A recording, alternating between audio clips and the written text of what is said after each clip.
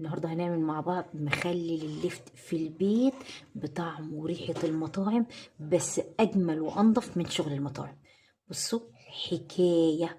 اللفتاية بتقرمش، أقسم بالله بتقرمش. عايزة تجربيها؟ أهي بصي كده، هقسمها بالعافية أهي.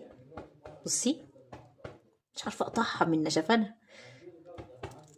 بصي بصي، حكاية.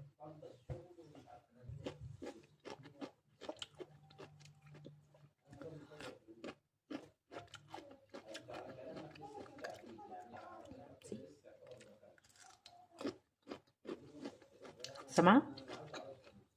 أنا بسمع لك بس الصوت بتقرمش. حكاية خطيرة، مستوية وفي نفس الوقت ناشفة. عايز تعرفي المخلل التحفة ده عملناه ازاي؟ يلا بينا على طول من غير ما اطول عليكم. بس لو لسه ما اشتركتيش في القناة اشتركي وفعلي الجرس عشان